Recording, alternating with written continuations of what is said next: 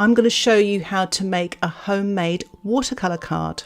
So this is a bit of an odd, this is a little bit of a remnant I had in my drawer, my little plan chest, and I'm thinking I'd like to make a card out of this as well, so it's quite nice to have. You can fold that in half, just make sure both sides marry up like that. I'm going to use the scissors again, just to press that down like that.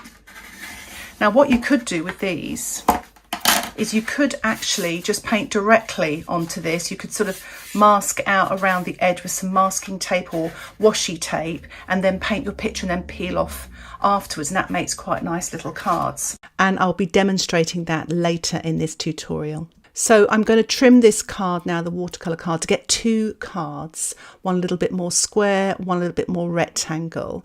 So this is the card that I'm going to make into a little autumnal card. So I'm going to prepare the watercolour card. What you can do is just get some washi tape, and this is about 1/2 centimetre wide, but there's lots of different widths washi tape, and I buy mine from amazon.co.uk, and I buy the washi tape that has the best reviews, so and also the patterns that I like, you know, so just have a little check out the reviews and see which one you like. This is quite a pretty pattern.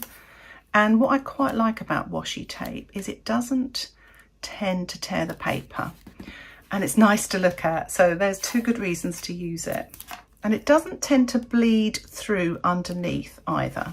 So there we are. So you can actually sort of take the size, stick it down, paint your picture on there, and then peel that off, and you've got a lovely white border afterwards. So I'm going to demonstrate that for you now. For a full list of the materials I'm using and the colours, please see the description below.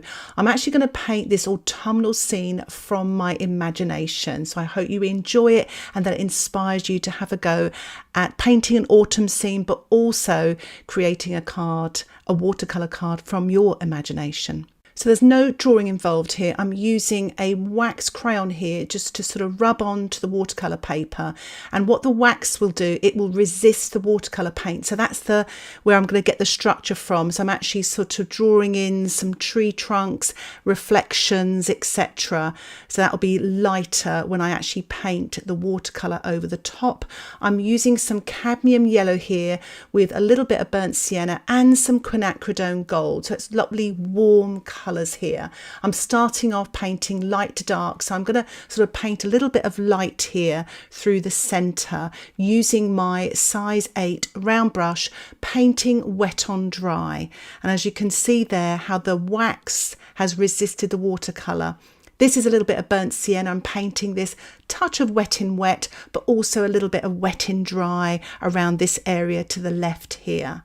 So already I've got a lovely scene. I've set the scene. So I'm rinsing my brush there. I'm just going to get a little bit of teal here, but you can use some cerulean with a touch of yellow to make a light green. And now I am spattering wet into wet with my size 8 brush. I thought it'd be nice just to show a few green leaves as they turn into the autumn colours. And I'm just getting a little bit of cadmium red now, and I'm spattering that as well. I'm holding the brush firmly in my hand and tapping in the middle of the brush there. It sometimes takes a bit of practice, and do make sure that you've masked out and covered valuables around your painting area. So as you can see, this is fun to do, and it's quite abstract as well, very loose. This is a little bit of burnt sienna, and I'm spattering that as well. And what you get with spattering is lots of textures and details, and you don't actually even have to touch the paper with your brush. This is a little bit of magenta with a touch of permanent rose. You can use alizarin crimson.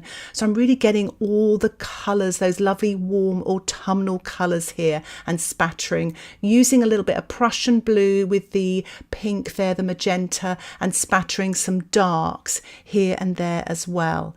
It's so much fun spattering. It really is. You can create some wonderful effects.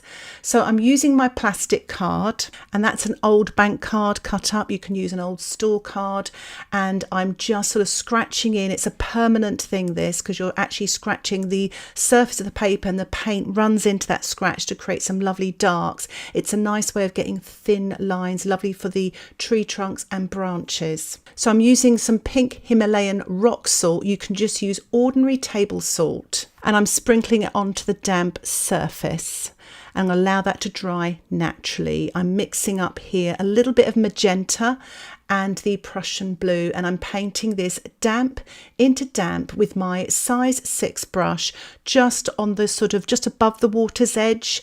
I'm actually going to do this below the water's edge later, but it's just to create some dark bushes there and to give the painting, this semi-abstract painting, a little bit of structure. So I'm just painting a little bit more dark here, damp into damp, sort of varying the sort of heights of the bushes as well. And I'm using a twig sharpened with a pencil sharpener. It's quite nice to use, and I'm dipping it into the sort of pans there and using that sort of paint there with a little bit of water as well mixed, and just drawing very thin lines. You can do this with the plastic card as well, but it's just quite a nice way of sort of painting without using your brush, getting these thin lines. So I'm painting lots of branches and tree trunks here, and I'm also sort of painting in the reflections, or kind of drawing them really with the twig, making sure when I sort of paint in the reflections, I paint more of a wriggly line to look like it's the reflection in the water there. So I'm using the plastic card again because the paint has dried off, it's damp now, and I can lift off with the card to create some lighter marks, so it's quite nice. If your paint runs back in on itself, wait a little bit longer and have another go, but it's a really nice way of getting light marks as well. So I'm mixing up some yellow here with a touch of water, and I'm spattering sort of wet into damp there to create some light, especially through the centre. And if the paint's quite creamy and you're using a light colour, you can really get some of your light back as well if you've lost it. I'm mixing a bit of cadmium red now with the yellow to make an orangey colour, and spattering that too, getting a little bit more red, touch more water, and just finishing off with this spatter of red to give a lovely autumnal glow to my little card. As you saw, I rinsed off my brush there, and I'm mixing up a little bit more of the Prussian blue. You can use a touch of burnt sienna or even a little bit of the magenta, painting damp into damp here, some of the reflections just at the top of the water line there, reflecting those dark bushes to finish off my painting. And here is the finished painting. It's still wet, so I'm going to wait until the salt works. And here is the painting dried, and as you can see, I'm taking off the washi tape, which is very kind to the watercolour paper, and I'm brushing off the salt there. As you can see, there's some wonderful textures.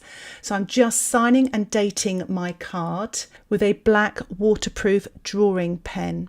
I'm really pleased with the lovely white border there. So I really hope you enjoyed this sort of simple, easy card making tutorial on watercolour paper, and that it inspires you to maybe have a go. If you have any questions, please put those in the comments section. And if you'd like to see more content like this, don't forget to subscribe to my channel. And if you'd like to learn even more about watercolour painting, why not think about joining my Patreon membership?